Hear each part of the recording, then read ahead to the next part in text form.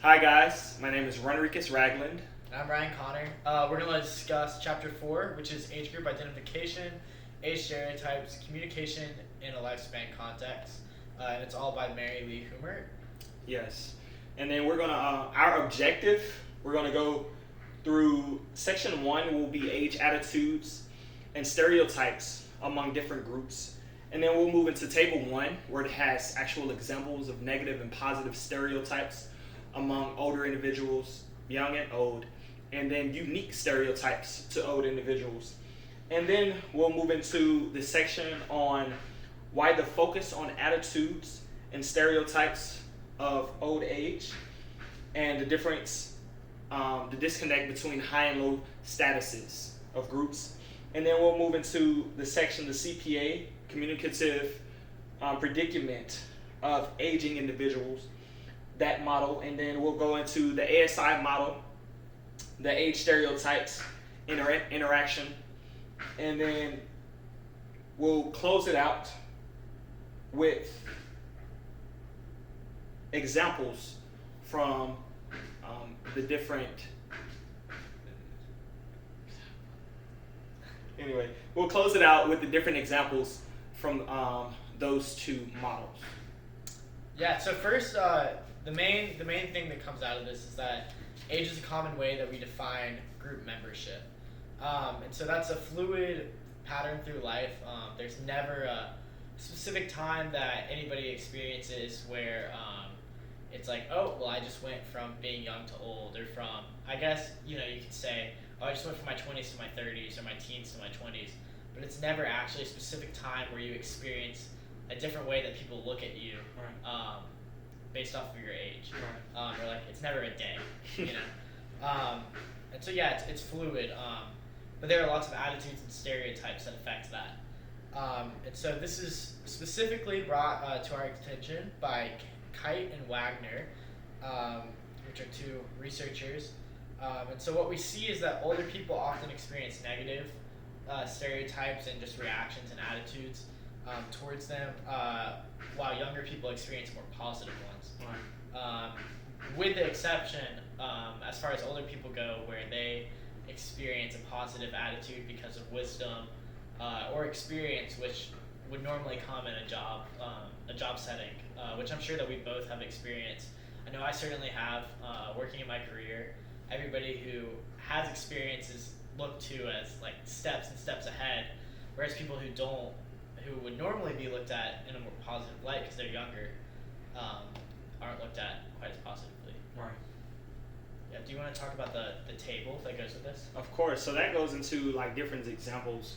So Human and others in 1994 actually represented the positive and negative stereotypes among the different groups, the younger and older people.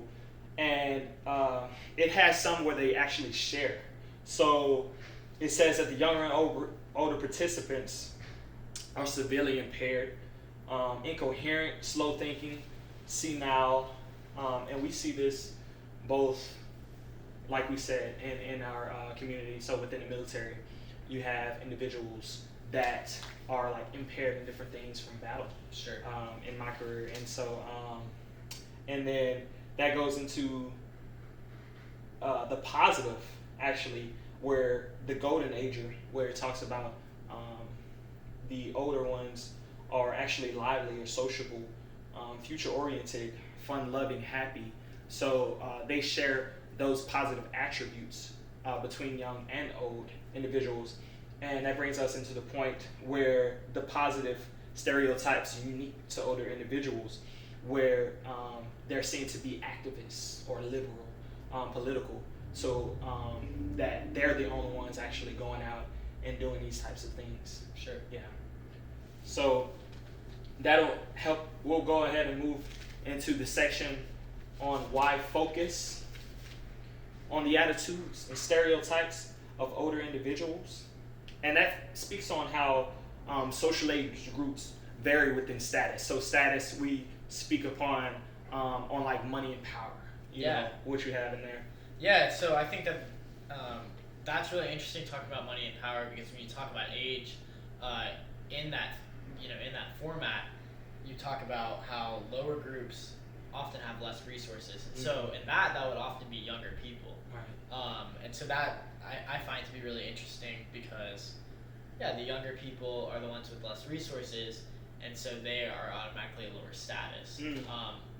While at the same time, the older people also have less resources, so they're looked at as a lower status as well. Wow, that brings me into the thought of how it's so relevant on like what's going on right now, Sure. and how the lower class or the lower people, what they talk about, the lower status.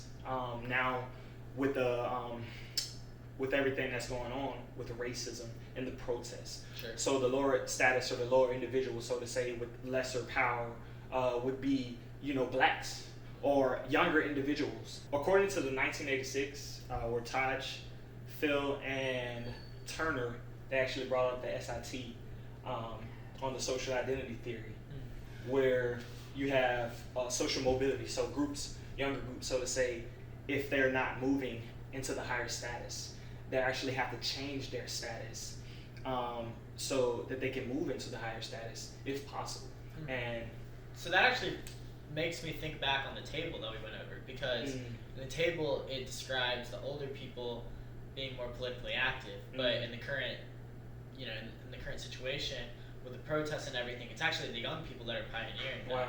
So how do you feel about that? What do you think? So I think that's powerful. It's Yeah. great that you brought that up. Actually, So it's good that you linked that together, because the younger group, so to say, is the lesser status, the lesser status group, to whereas it would be the blacks or the younger individuals that actually are going out and protesting. And so within that same study with Taj, Phil, and Turner, they found two characteristics, so to say, where they have a social active members, and then a unified individuals will actually go out and wear clothing of the same. So it talks about how what's going on, you have the branding of shirts and the masks, on how we have I Can't Breathe Sure. from the George Floyd killing and everything going on. So the older people being the powerful, and that representing the cops on they can't be touched, and so feeling like they're of power and they can't be touched, and they trump, so to say, all other classes. And it's really powerful, and I felt that really connected to what's going on right now within the protest. Yeah, absolutely. I do think that it is powerful to see like that shift, Right. Especially right now. We do see the change in generation, and the young generation is now the generation that's pioneering the old generation, whereas our parents were probably told what to do, and so what the book reads was probably true for them. My parents, for example, grew up very similar to how their parents grew up because of that. Whereas we, with the technology and everything that's available to us right now, we can see things that are actually happening, and so it gives us a chance to go out and actually change things. So I think that's cool, and that's an example of that's a specific example of the younger people who are the lower status, changing their status, coming into the higher status, and communicating what's right. Right. Yeah, so that brings us lastly to the models of intergenerational communication. So specifically, the first one that the book talks about was brought to our attention by Ryan, Gil, Bartolucci, and Hinwood in 1986, and that's the communicative predicament of aging model. And so that is where a younger person sends a negative feedback loop to an older person, or the older person experiences a negative feedback loop, which are negative stereotypes. So this would be an example of talking slower or more loud to an older person because they can't understand, or you perceive that they can't understand as a younger person. And so what you're doing is you're trying to accommodate them for their disability, whatever that might be. Whereas this is a very negative experience. The CPA is, you can go ahead and talk about the more positive flip on it. Okay. So I just wanted to touch on that, though. Sure. It brings up an example from our development and communication class, Sure. the course that we took, and it talks about the motherese. So actually speaking like baby talk. Right. So it's the same as the elderly talk. You know, Yeah. when you actually are speaking to an elderly person in a more loud tone or slowing down, you know your cadence within your speaking. I'm actually glad that you brought that up because that reminds me specifically of an example with my grandfather, where he has a hearing aid and is hard at hearing. However, he absolutely hates it when you talk to him, like more loud or slower, because for him it's this, you're talking down to him essentially. You're doing the elderly talk, which is exactly what the book talks about, which sends that negative feedback loop. Yeah. So that's really interesting. That is cool. And so some of the positive attributes of the talk is how the elderly person perceives the communication from the younger individual. And so if they perceive it in a positive light, they'll come off in adult-to-adult communication. So where Giles and everybody else, you know, they actually brought up to where they perceive it, and they just have a communication like me and you're talking right now, an adult-to-adult communication. And that goes into the ASI, the age stereotypes and interaction model, brought to us by Human and others in 2004. So they acknowledge 3 additions to CPA. So the first one would be the acknowledgement within the old people are positive and negative stereotypes because of physical appearance. And so that's like actually going into a nursing home and seeing someone, so to say like your grandfather, who has a hearing aid, and immediately putting a negative stereotype on him because they feel as if, oh, he's, like that goes back into the examples, he's in need or incapable of handling himself within communication. And so the second one goes into adding positive feedback loop. So activation of positive stereotypes from adult-to-adult communication between older and younger people. So that's really just them having communication, you know. And the third one goes into the potential for an older adult influence feedback loop that contributes or reinforces the positive and negative stereotypes. So that's how the older individual perceives the communication from the younger individual. So how old are you? 21, almost 22. Yeah. 21? Okay, so I'm 27, right? And so we're in pretty much the same group, but I'm moving into another group, so to say. And it's hard to, again, pinpoint that. Like we said earlier, like we don't know when, but I can feel that I'm going into another group, so to say, where it's in that middle age to where there's really no lesser or higher status. You know what I'm saying? I'm kind of in between both. Coming into, you know, financially stable and everything in that sense, and gaining some power, so to say, within a social economy. So that's actually really interesting. That brings up another thought for me, that the ASI came into being in 2004, whereas the CPA came into being in 1986. So you can actually see that development of communication and the understanding of communication through time, and not only the development of the communication, but the development of the people within it. And so it's no longer, oh, I'm gonna, like, it's acceptable to just send negative thoughts, negative interactions, and it's now, let's make that positive. I think that really shows the change in the world that's coming. It does.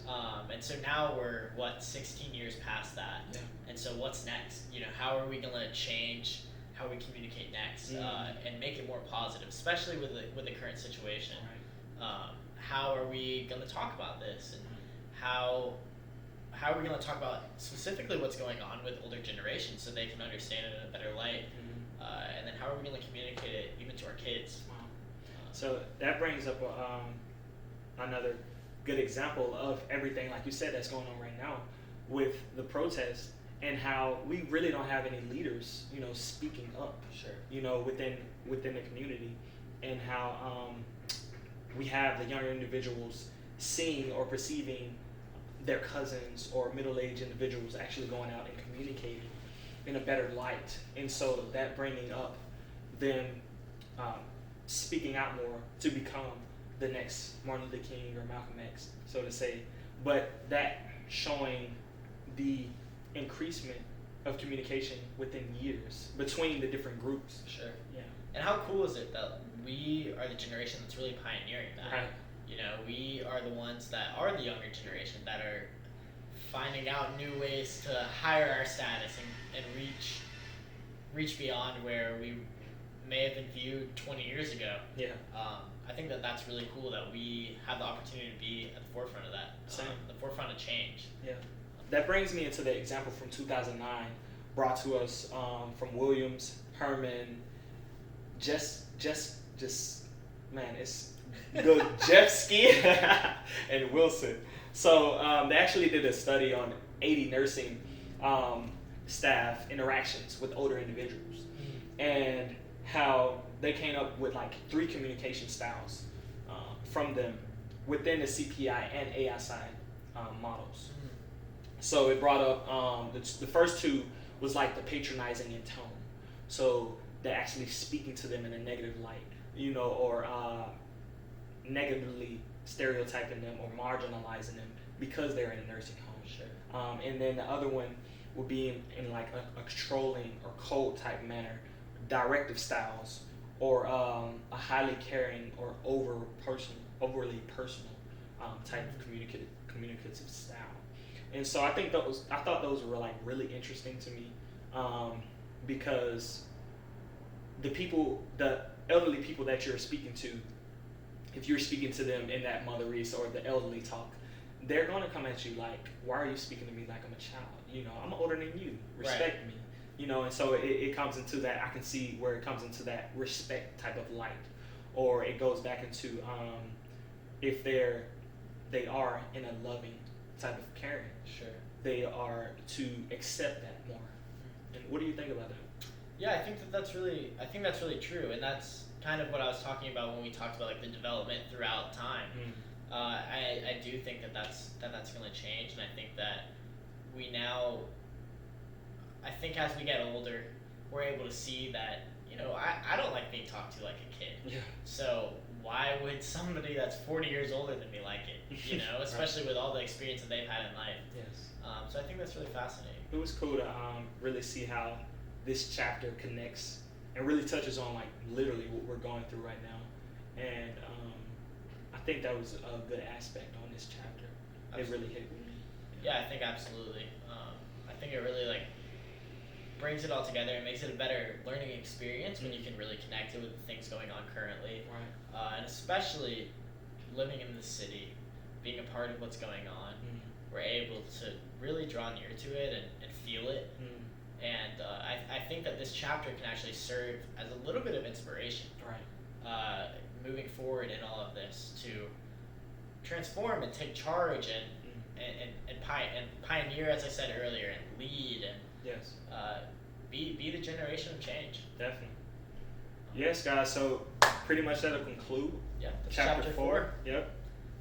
And I hope you enjoyed.